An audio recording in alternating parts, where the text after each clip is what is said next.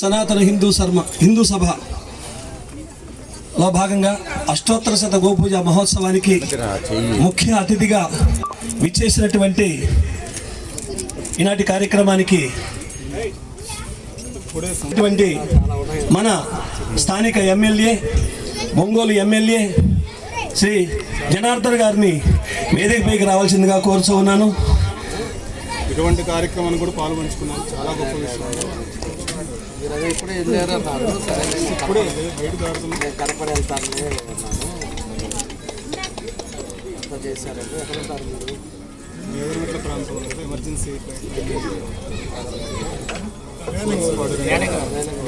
Road మీద flight కేంద్ర ప్రతి వాతావరణం జాతీయ జిల్లా ఆ ప్రాంతం ఆశ్రమంలో నిర్మాణం షిండి పరమేశ్వరి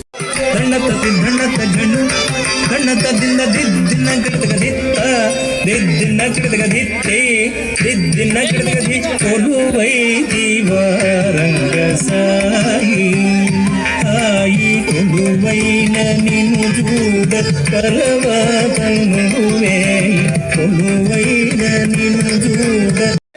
మరి పొలిటికల్ క్షత్రియ నాయకుడైనటువంటి జనార్దన్ గారికి శ్రీ శ్రీ చండీశ్వర శర్మాజీ గారు భవిష్యత్తులో మంచి తోడ్పాటును అందిస్తారని చెప్పేసి కోరుకుంటూ వారు గోవుకి నారికేళమును తినిపించడం కార్యక్రమం జరుగుతూ ఉన్నది.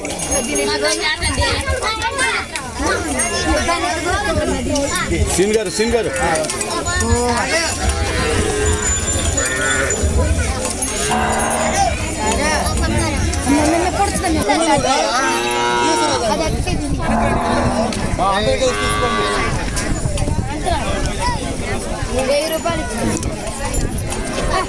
సంపృక్తో వాగర్ధః ప్రతిపత్తయే జగతః పితరౌ వందే పార్వతీ పరమేశ్వరౌ. మాతాపితరులకు, గురువర్యులకు, జన్మభూమికి, గోమాతకు మా యొక్క ప్రణామములు. జై శ్రీ మహాకాళ్. చాలా విశేషమైనటువంటి కార్యము. గోమాత వైభవం గురించి, గోపూజా మహోత్సవం గురించి నడుస్తున్నటువంటి ఈ గొప్ప కార్యంలో మేము రావటం, మాకు ఆహ్వానం అందటం చాలా గొప్ప విషయం. ఇక్కడ మమ్మల్ని ఆహ్వానించిన వారందరికీ కూడా జగన్మాత ఆశీస్సులు. ఈరోజు మంగమ్మ డిగ్రీ కళాశాలలో సనాతన హిందూ ధర్మ మహాసభలో భాగంగా అష్టోత్తర శత గోపూజ మహోత్సవాన్ని ఏర్పాటు చేసుకోవడం జరిగింది. ఈ సందర్భంగా చాలా గోపులు అటెండ్ అయినాయి. అలాగే అనేక మంది భక్తజన సందోహం కూడా రావడం జరిగింది. వారందరికీ అన్నప్రసాదం ఏర్పాటు చేయడం జరిగింది. అయితే హిందూ ధర్మాన్ని ప్రతి ఒక్కరూ కూడా ఈ సందర్భంగా నెమరు వేసుకోవాలండి. హిందూ ధర్మం అంటే హిందువులంతా సమైక్యంగా ఉండేటువంటి సనాతన ధర్మ పరాయణం. అంటే మంచి ధర్మాన్ని ఆచరించడమే హిందూ ధర్మం యొక్క గొప్పతనం. గోపూజ అంటే గోవు యొక్క విశిష్టతను ఈ సందర్భంగా మరి హిందువులందరూ కూడా తెలుసుకోవాల్సినటువంటి ఆవశ్యకత ఎంతైనా ఉంది. గోవు లేని నాడు ఈ యొక్క గోమాత లేకపోతే భూమాత లేదు అనేటువంటిది ఉంది. గోవు లేకపోతే మనమే లేము.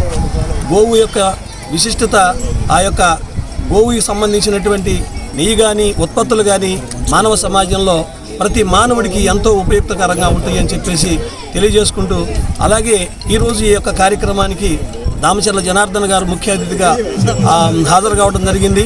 అలాగే శ్రీ శ్రీ చండీశ్వర శర్మాజీ మహారాజు గారు, మేదరమెట్ల వేదాశ్రమ వ్యవస్థాపకులైన మేదరమెట్ల, ఆ తర్వాత భైరవ స్వామీజీ గారు, ఆ తర్వాత శుభోదయం స్వామీజీ గారు అటెండ్ కావడం జరిగింది. వీరందరూ కూడా గోవు యొక్క విశిష్టత గురించి చక్కగా ఉపన్యాసం ఇవ్వడం జరిగింది. అలాగే విచ్చేసినటువంటి అనేక మంది భక్తజనులకు ఈరోజు అన్నప్రసాదం కూడా ఏర్పాటు చేయడం జరిగింది. 12 గంటల నుంచి ప్రారంభం చేశాము. అన్నప్రసాదం సాయంత్రం 4 గంటల వరకు మేము పెట్టడం జరుగుతుంది. ఈ యొక్క కార్యక్రమానికి విశేషమైనటువంటి విధానంలో సహాయ సహకారాలు అందించినటువంటి ఆత్మీయులు, స్నేహితులు, అలాగే బంధువులు, ఆ తర్వాత అందరూ తెలిసినటువంటి వారందరూ కూడా ఈ యొక్క కార్యక్రమానికి చేయూతను అందించారు. వారందరికీ పేరు పేరున ఈ సందర్భంగా మీడియా ముఖంగా వారికి నమస్సమాంజలు తెలియజేసుకుంటూ సెలవు తీసుకుంటున్నాను.